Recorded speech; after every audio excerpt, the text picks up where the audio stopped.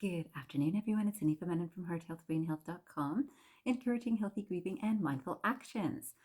Today, my thought process and contemplative time this morning has been all about leadership, group leadership, and visionaries.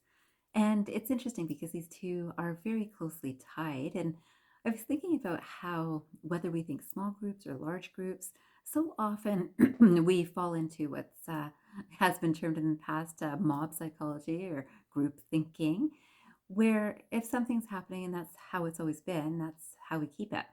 And of course, for any big changes for individual groups or larger groups, we need the visionaries that are seeing something beyond what is right now, right? So even though we're all acting in the space where we are right now and understanding it from today's perspective, and that's beautiful, there's also the visionary role of people who are seeing, and this is where this is either heading or we can direct it, right? So this was my contemplative time today, and I thought I'd share a few quotes with you. The first is by Becka Schottle, and this quotation says, "Together, ordinary people can achieve extraordinary results. Together, ordinary people can achieve extraordinary results." And why I thought this was very useful is because ordinary people are often brought together by a leader or a visionary who has a thought of something extraordinary, right? So sometimes it's just a neighborhood that a group is living in, and this is how we can make this a prettier neighborhood. That's one thing. And there's businesses where it's like, this is functioning really well, but I think if we look at it this way, we can grow our business in a way that's beneficial to everyone here and the people that we serve. And of course, I think of this in healthcare because it's so interesting that even when we look at hospitals, we look at small clinics, either way, there's been a vision to create something. And oftentimes, that initial vision is set by a particular person or group of people, and then it's just adhered to regularly, right? So there's no adding to the vision. And it's interesting. I've seen that oftentimes when there is regular adding to a vision, the reason that things are added is often financial. So this will bring us more money, right? So this could be, cities allowing growth in a city, and it's to development that is bringing a lot of money to a city. And yet they might be losing green space. And it's the opposite, where there's visionaries in cities all over the world who are looking at things and thinking this needs to have green space, both for the health of the citizens here, but also for the health of the planet, right? Bigger picture. And that's such a beautiful thing to see. Now, we can also understand on a regular office size, for example. I've seen from everything from IT groups to big computer techs, same idea, that there's the initial vision of this would be a good idea to this will make a lot of money.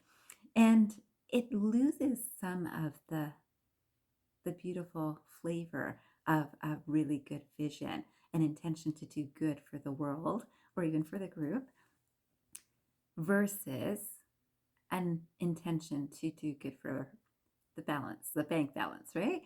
And it's interesting that so many groups move into this, and we can see that on an individual level, a person can move into more and more of an ego space until they awaken to an awareness that maybe they're moving there. Groups do the same thing, and unless there is at least one leader who is the visionary to keep things directed towards those ethical considerations, things like cooperation, togetherness, understanding, compassion, empathy, right? These sorts of things, unless they're the base of any company, I find that something is lost in that process. And unless we're consciously aware of shifting back to that base to understand our strong foundation, things shift and oftentimes not such a good way. Lots of companies go bankrupt, we'll just say lots of things happen that are not necessarily expected, but might have also been anticipated because the shift of thought process in a group. So I also came across another quotation which says, a leader takes people where they want to go. A great leader takes people where they don't necessarily want to go, but ought to be. And this is by Rosalynn Carter.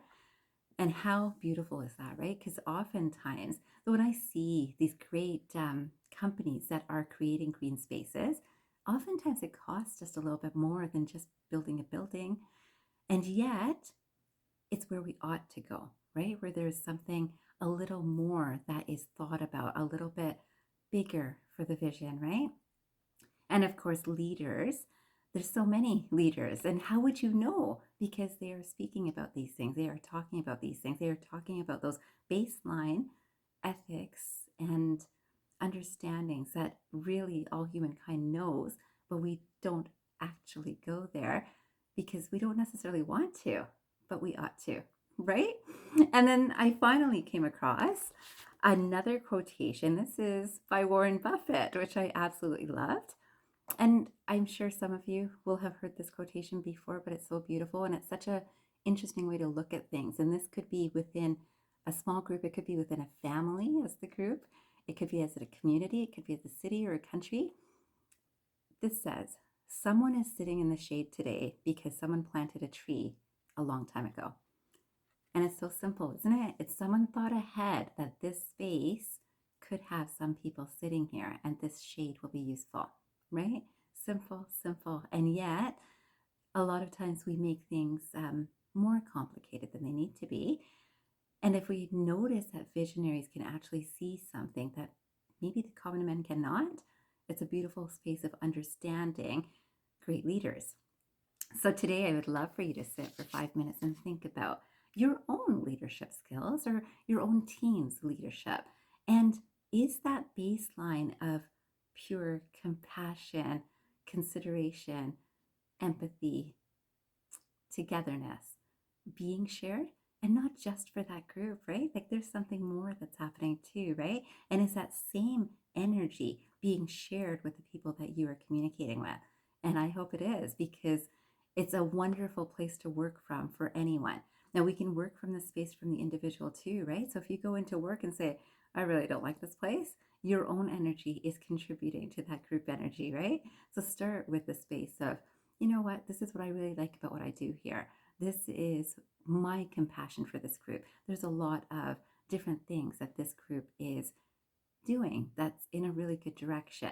And this is the way I contribute in a really good direction with this baseline of foundational thoughts, right? A conscious awareness of what the thinking process is behind your actions. And hopefully, groups can also think this way together. And certainly, that's something that I love helping groups learn. Today, I'd also wanted to talk just for a moment about this idea of foodscaping that is happening in Switzerland. And this is a wonderful example of how visionaries can create this space in our world. So, foodscaping, literally, there are towns that are being formed with the idea of creating gardens in each lot of a home that's being built. So there's going to be gardens. So literally, there's fruits on some lots, there are some vegetables and others. And the whole idea is that neighbors will share with each other the foods that they're growing. Now, do I want to do that? Because, oh no, I might have to do a little bit more work than go to the grocery store and get everything that I need. Yet it is fostering cooperation, right? I love these ideas. And I have to tell you, I love that our world is doing it. Let's hope that more of us are contributing to it for togetherness and unity. I wish you a fantastic day ahead, and I hope you remember, transform your mind and transform your life. Have a great day, everyone.